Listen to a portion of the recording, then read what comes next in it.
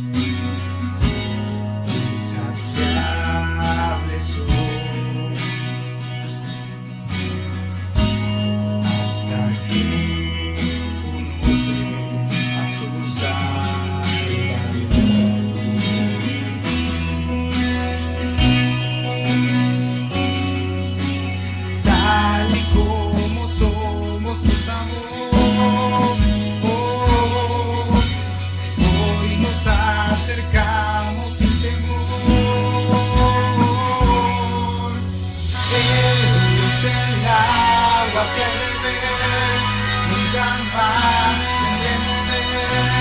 Jesucristo basta, Jesucristo basta. El castigo recibió y su herencia me entregó. Jesucristo basta, Jesucristo basta.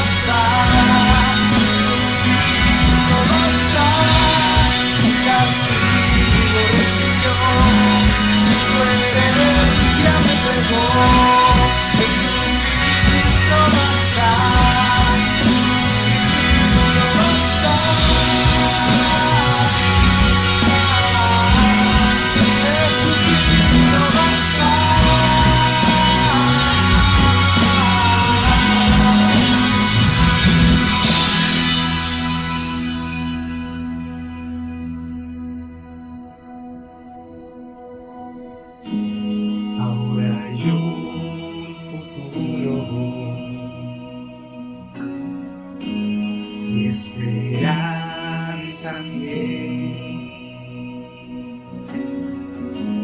en su amor confiamos, hay descanso. Buenos días, hermanos de la Iglesia Reformada Latinoamericana. Qué gran bendición poder seguir compartiendo con ustedes por este medio. Dios les bendiga a ustedes y a su hermosa familia que están con ustedes en estos momentos. Bienvenidos a escuchar el servicio hoy 19 de abril del 2020. Que la misericordia y el amor de nuestro Señor Jesús siga dándonos esperanza de seguir en nuestro peregrinaje como seguidores de Cristo. Hermanos, la mejor manera para iniciar este servicio para el Señor es colocar un corazón lleno de ese arrepentimiento por nuestros pecados. Debemos venir a los pies del Señor con un corazón contrito y humillado. Las Escrituras nos muestra que el Señor Jesús nos dio ejemplo de humildad cuando estuvo en la tierra. El orgullo es un pecado tan grande como una mentira. Para el Señor no existe escala de pecado. Muchas veces juzgamos a nuestro prójimo solamente porque peca diferente a nosotros. Pero el Señor nos pide que nos arrepintamos de ese pecado que llevamos dentro y se lo confesemos. Pidamos que Dios tenga misericordia de nosotros y que nos limpie de toda maldad. Hermanos, quiero que me acompañen en el libro de los Salmos, capítulo 51, versículos 1 y 2, y escuchemos lo que el Señor nos dirá. Salmo 51, versículos 1 y 2. Leo para ustedes palabra de Dios. Ten piedad de mí, oh Dios, conforme a tu misericordia. Conforme a la multitud de tus piedades, borra mis rebeliones. Lávame más y más de mi maldad y límpiame de mi pecado. Hermanos, quiero que me acompañen en estos momentos tomando un tiempo de oración para pedirle perdón al Señor por nuestros pecados. Oremos. Señor Jesús, gracias primeramente damos, Señor, por la vida de cada uno de nosotros, por la vida de nuestros hermanos, Señor, que está delante de tu presencia, Señor, aquí, haciendo caso, Señor, a tu palabra, a tu mandato, Señor, que nos pide que nos reunamos una vez a la semana, Señor, para poder darte gloria y honra, Señor Jesús. Te pedimos, Señor, en estos momentos que nos perdones. Te pedimos, Señor, que cada día nos limpies, Señor, que cada día nos laves más y más de nuestra maldad. Reconocemos, Señor, que mientras estemos aquí en esta tierra, somos pecadores. Que cada día, Señor, tu Espíritu Santo en cada uno de nosotros nos va a dar entendimiento, Señor, para poder comprender tu palabra y poder, Señor, cada día caminar, Señor, de conforme a tu voluntad. Reconocemos que hemos pecado, Señor, ya sea por acción o por omisión, Señor. Hemos dejado de hacer cosas, Señor, que tú nos mandas. Te pedimos, Señor, que nos perdones. Te pedimos, Señor, que también perdones cada iniquidad que hemos hecho durante esta semana. Así sea, Señor, al momento de levantarnos el día de hoy, Señor. Te pedimos que nos perdones. Queremos recibir esa bendición de parte tuya en cada momento, pero reconocemos que con el pecado, Señor, en nuestras vidas no podemos recibirlas. Te pedimos, Señor, por el servicio del día de hoy. Te pedimos, Señor, por la congregación en general, que seas tú perdonando la maldad o el pecado, Señor, que llevamos dentro, y que cada día, Señor, puedas tú ser cada día, Señor, aquel que nos ilumine y nos lleve por un buen andar. Oramos, Señor, en el nombre de Jesús. Amén y amén. Hermanos, después de haber adorado al Señor con la confesión de pecados y antes de entrar al espacio de las alabanzas, nos disponemos primeramente a leer una porción de la palabra en el libro de Mateo, capítulo 11, versículo del 25 al 30. Mateo 11, del 25 al 30, leo para ustedes palabra de Dios.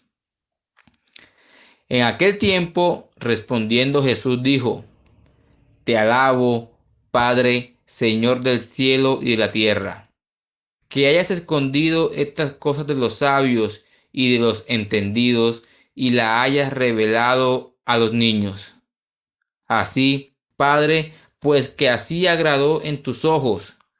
Todas las cosas me son entregadas de mi Padre, y nadie conoció al Hijo sino el Padre, ni al Padre conoció alguno sino el Hijo, y aquel a quien el Hijo lo quisiere revelar. Venid a mí todos los que estáis trabajados y cargados, que yo os haré descansar. Llevad mi yugo sobre vosotros y aprended de mí, que soy manso y humilde de corazón, y hallaréis descanso para vuestras almas, porque mi yugo es fácil y ligera mi carga. Hermanos, la Escritura nos enseña a dónde debemos ir en situación de dificultad. Nos enseña quién es nuestra fortaleza y quién es nuestro ejemplo de vida.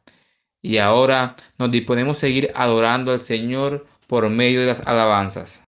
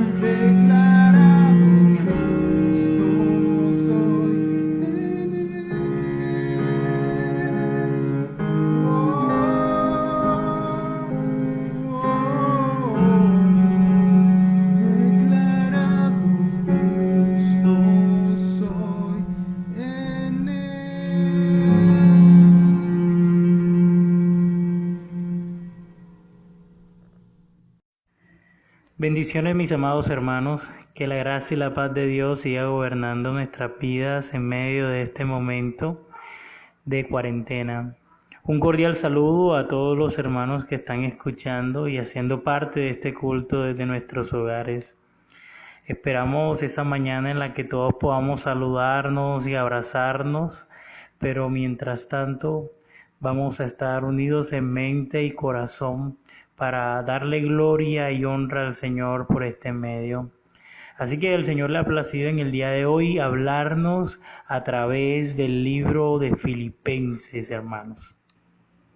Esta es una carta muy hermosa, es una carta que fue escrita por el apóstol Pablo, se cree que entre los años 60 y 64, estando prisionero en Roma, pero a pesar de sus aflicciones, podemos ver que en esta epístola este hombre respiraba gozo y manifiesta su gozo en el capítulo 1, versículo 4, gozo en la oración, en el 1:8 manifiesta el gozo en el Evangelio, en el 2:1 y 2, en la comunión cristiana, en el capítulo 2 del 17 al 18, en el sacrificio por la causa, en Filipenses capítulo 3, versículo 1, gozo en el Señor, y también en el cuidado entrañable por la iglesia. Esta es una iglesia que había sido fundada por el apóstol Pablo en su segundo viaje misionero. A pesar de sus muchas dificultades, las muchas dificultades que se presentaron en este lugar para el progreso del Evangelio, en este lugar es donde aparecen personajes que también están en el libro de los Hechos como Livia, la vendedora de púrpura, el carcelero, de quienes se cree que fueron pilares para el crecimiento de la iglesia en este lugar. Esta además era una iglesia muy añorada por el apóstol Pablo al punto de que él expresa de ella gozo y corona mía. Además era halagada por su gran generosidad frente a él y sus necesidades. Habiendo escuchado esto, usted puede notar que esta era una iglesia que daba frutos. Tal vez usted llegaría a pensar, pero qué iglesia tan perfecta. Si aquí en esta ciudad hubiese una iglesia así, de seguro me congregaría allí. Pero permítame decirle, hermano, que la iglesia está conformada por personas imperfectas, pecadores, que por la fe en la vida, muerte y resurrección de Cristo es que somos declarados justos, mas no por algo que hayamos hecho por nosotros para alcanzar esa justicia. No siendo esta iglesia secta de fallas, el Espíritu Santo mueve la pluma del apóstol Pablo con el propósito de que ésta mantenga la unidad y la generosidad. Cosa que somos incapaces de hacer a no ser por la asistencia del Espíritu Santo en nosotros, el cual nos recuerda siempre la obra de Cristo. Y eso, hermanos, es lo que hace en este pasaje al mostrarnos el Evangelio a través de la humildad de Cristo. Así que yo los invito a que abran sus Biblias conmigo en el libro de Filipenses, capítulo 2, versículo 1 al 11. Dice la palabra del Señor. Por tanto, si hay alguna consolación en Cristo, algún consuelo de amor, alguna comunión del Espíritu, algún afecto entrañable, si alguna misericordia, completad mi gozo, sintiendo lo mismo, teniendo el mismo amor, unánimes, sintiendo una misma cosa. Nada hagáis por contienda o por vanagloria, antes bien con humildad, estimando cada uno a los demás como superiores a él mismo, no mirando cada uno lo suyo propio, sino cada cual también por lo de los otros. Haya pues en vosotros este sentir que hubo también en Cristo Jesús, el cual, siendo en forma de Dios, no estimó ser igual a Dios como cosa que aferrarse, sino que se despojó a sí mismo, tomando forma de siervo, hecho semejante a los hombres, y estando en la condición de hombre, se humilló a sí mismo, haciéndose obediente hasta la muerte y muerte de cruz. Por lo cual Dios también le exaltó hasta lo sumo y le dio un nombre que es sobre todo nombre, para que en el nombre de Jesús se doble toda rodilla de los que están en los cielos, en la tierra y debajo de la tierra, y toda lengua confiese que Jesucristo es el Señor, para gloria de Dios Padre. Yo en el día de hoy, amados hermanos, he titulado este sermón La humildad del Evangelio. En la primera parte de este capítulo, Pablo le expresa a la iglesia: si ustedes sienten algún estímulo en su unión con Cristo, algún consuelo en su amor, algún compañerismo en el Espíritu, algún afecto entrañable, completen mi gozo. Podemos ver que en el versículo 2, Pablo les dice: completen mi gozo o llenen la medida de mi gozo, lo que nos lleva a pensar que el gozo de Pablo no estaba completo. ¿Por qué sería? Pues, al igual que muchas iglesias hoy en día, a esta no le faltaban esos hermanos que no estaban en comunión con otros por algún desacuerdo, como era el caso de Evodia y Síntique, unas hermanas en la fe a las que Pablo en el capítulo 4 las llama a que sean de un mismo sentir, porque habían tenido un desacuerdo y esta situación había creado una grieta en la iglesia que Pablo, al no querer darle cabida al enemigo, la sella colocando a la persona de Cristo como el máximo ejemplo de humildad que crea unidad. Así que él los exhorta a la unidad. Pablo define la humildad en términos de acción en los versículos 3 y 4. La humildad no hace nada por contienda o por vanagloria. La humildad lo que hace es estimar a los demás como superiores a nosotros mismos, no mirando lo de nosotros, sino enfocar nuestras miradas en otros para detectar sus necesidades. En los libros de los Salmos se define la humildad como el prototipo del varón piadoso y justo. Viene de postrarse o bajar la cabeza, significa bajarse, sumisión, desentenderse del prestigio y dar preferencia a los demás. Esta última definición es igual a la de Pablo, la cual más adelante vamos a ver que Cristo la encarna perfectamente.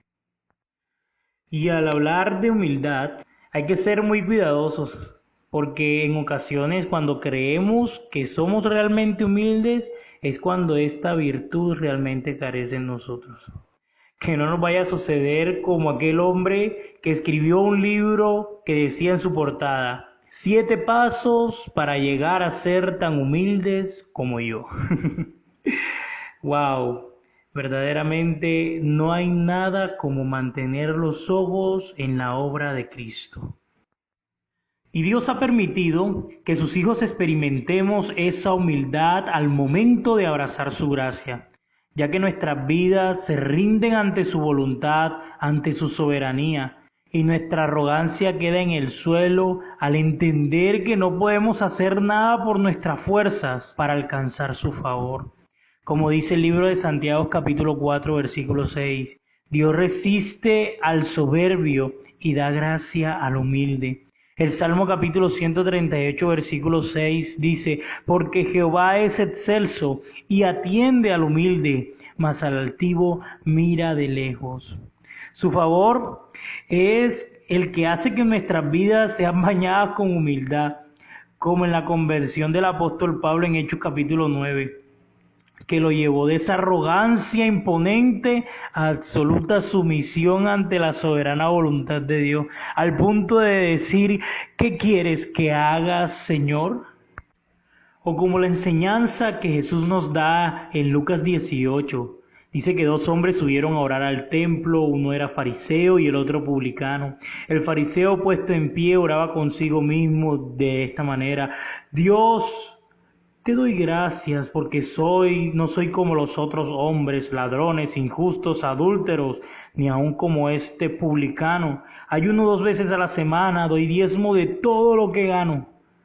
Mas el publicano, estando lejos, no quería ni aun alzar los ojos al cielo, sino que se golpeaba el pecho diciendo: Dios, sé propicio a mí, pecador. Os digo que éste descendió a su casa justificado antes que el otro, porque cualquiera que se enaltece será humillado, y el que se humilla será enaltecido.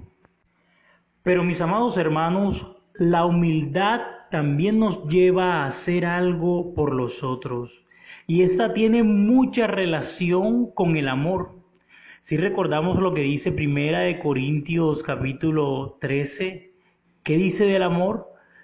Dice que no busca lo suyo.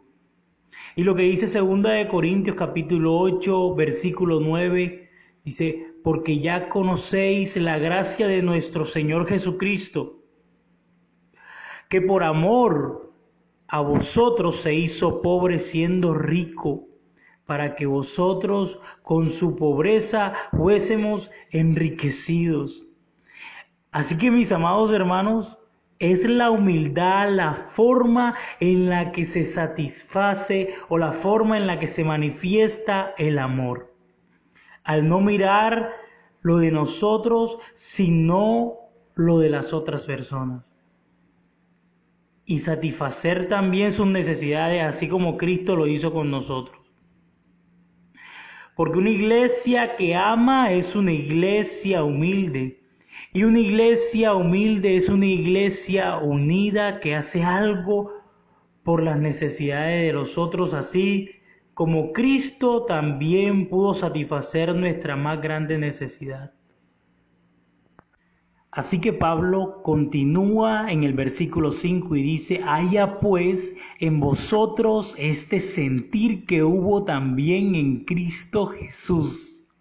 Es como si él dijera, ¿recuerdan todo lo que he dicho anteriormente? Bueno, miren a Cristo ahora, miren a Jesús, Él es el máximo ejemplo. Y de esa misma manera el Señor Jesucristo dice en Mateo 11:29, llevad mi yugo sobre vosotros y aprended de mí, que soy manso y humilde de corazón, y hallaréis descanso para vuestras almas. Aprended de mí, que soy manso y humilde de corazón. O sea, Él es el máximo ejemplo, Él es el maestro de maestros en cuanto a la humildad. Y el texto continúa, hermanos, diciendo, el cual siendo en forma de Dios, no estimó el ser igual a Dios como cosa que aferrarse, sino que se despojó de sí mismo, a sí mismo tomando forma de siervo, hecho semejante a los hombres. Nuestro Señor es tan humilde que siendo de la misma sustancia de Dios, no se aferró a sus privilegios, sino que se vació, se despojó. Pero sabemos que no renunció a su divinidad, no renunció a ser Dios por todo lo que nos dice la palabra respecto a esto. Pero entonces, ¿de qué se vació el Señor? ¿De qué se despojó? Pues como lo dije anteriormente, se despojó de sus privilegios. Y permíteme ilustrártelo, hermano, para que podamos comprenderlo de una mejor manera. Existe un reality llamado El Jefe Encubierto, en el cual jefes de importantes corporaciones se visten de encubierto para saber cómo están realmente sus empresas. Y para esto, durante un periodo de 2 semanas aproximadamente, les toca realizar labores que tal vez ellos creyeron que nunca realizarían, como cocinar, hacer limpieza, sacar basura, atender clientes problemáticos, entre otros. Estos jefes renuncian a sus privilegios de jefe, como el prestigio, su gran y hermosa oficina, sus trajes lujosos, sus vehículos, entre otras cosas, para poder infiltrarse o poder estar encubierto durante este periodo. A pesar de que estas personas renuncian a estos privilegios, ellos en ningún momento dejan de ser los dueños de su compañía. Así también, mi amado hermano, nuestro Señor Jesucristo renunció a los privilegios, pero nunca dejó de ser Dios.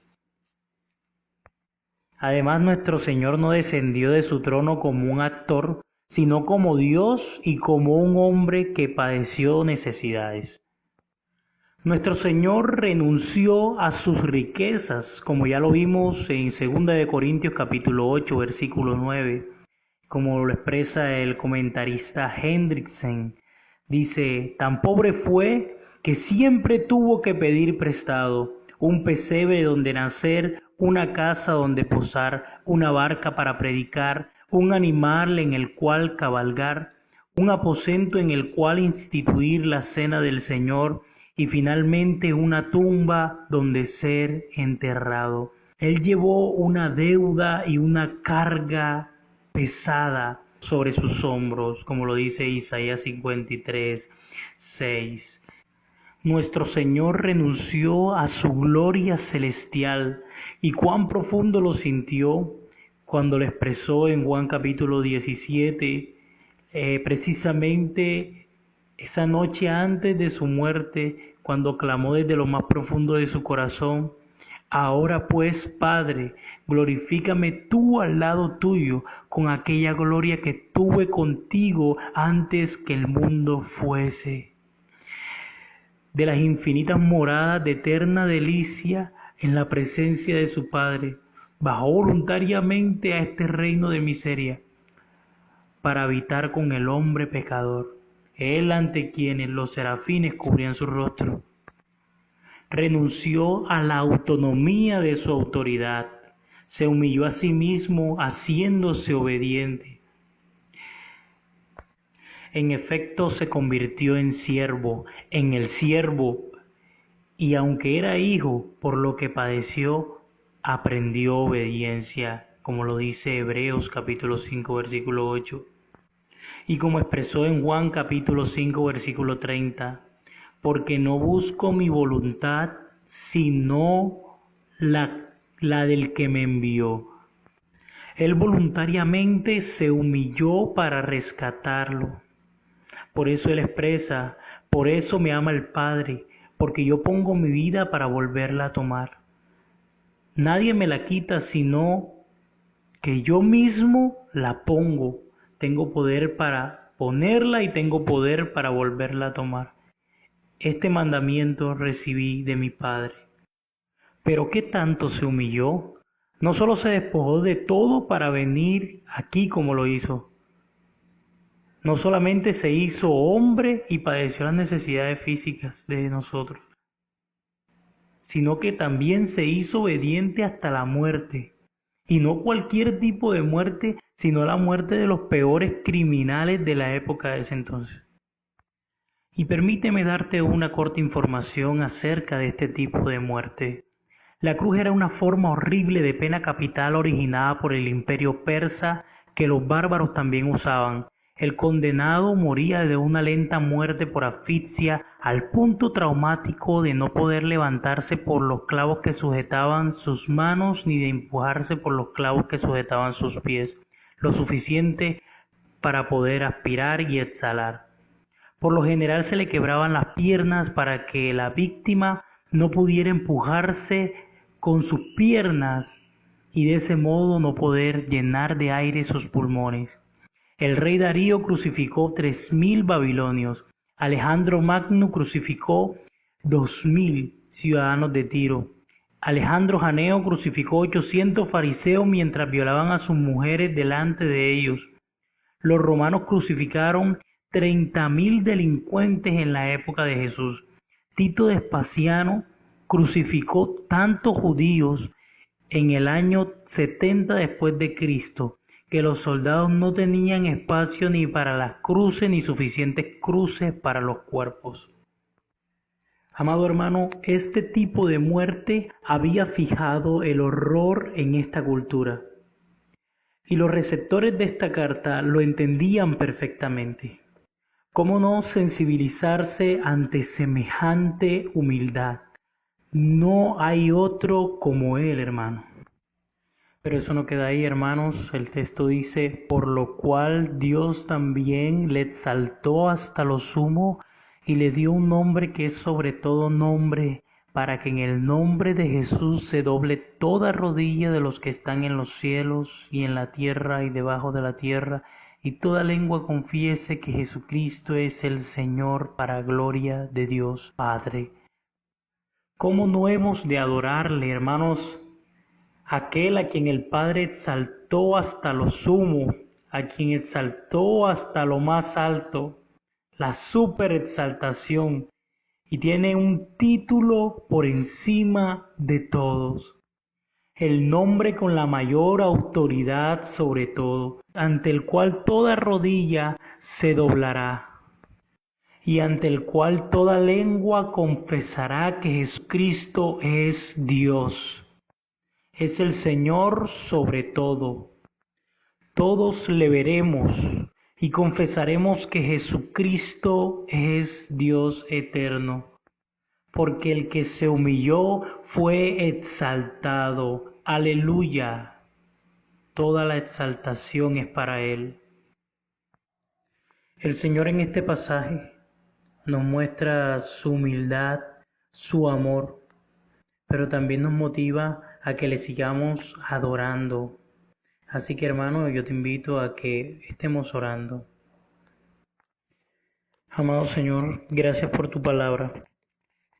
Gracias porque tú la usas, Señor, para hablarnos, para hablar a nuestras vidas. Te rogamos, Señor, que podamos verte a ti, Señor, como el máximo ejemplo de humildad.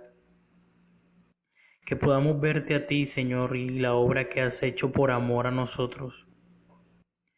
Que esto, a pesar de la situación que estamos viviendo, nos lleve a mantenernos unidos en el amor tuyo. Te rogamos, amado Padre, que tu palabra, Señor, siga trabajando en nosotros a través de la obra de tu Espíritu Santo. Y también te pedimos, mi Rey, que podamos seguirte exaltando y dándote la gloria que tú te mereces, mi Rey. Ahora hemos orado y te hemos dado gracias porque tú te la mereces. Toda la exaltación y la honra es para ti. En Cristo Jesús hemos orado y te damos muchas gracias. Amén.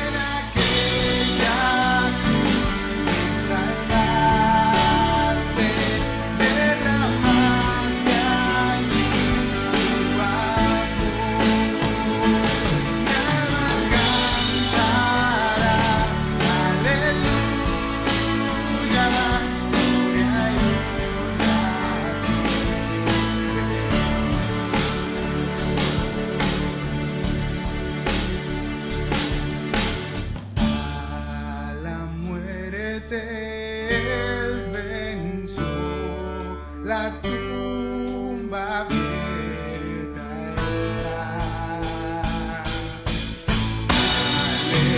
Aleluya al Salvador, Jesús resucitó. En aquella cruz me salvaste, derramaste allí tu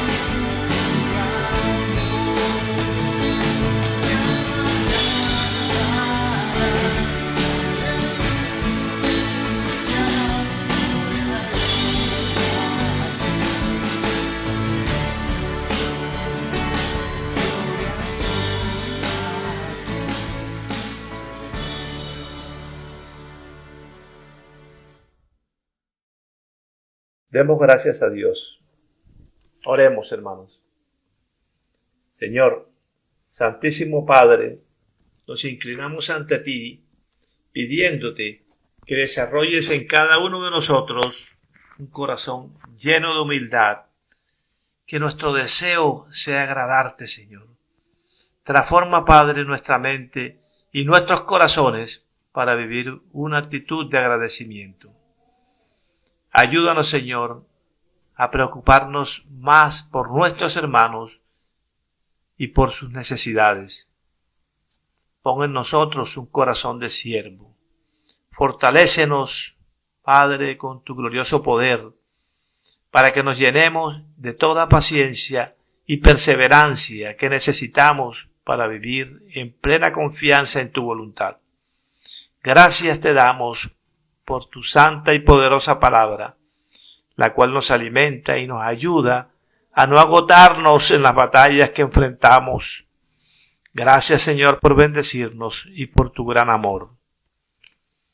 Ahora, que la gracia de nuestro Señor Jesucristo, el amor de Dios y la comunión del Espíritu Santo sean con todos nosotros en este día, en esta semana que comienza, y hasta el próximo regreso de nuestro Señor Jesús.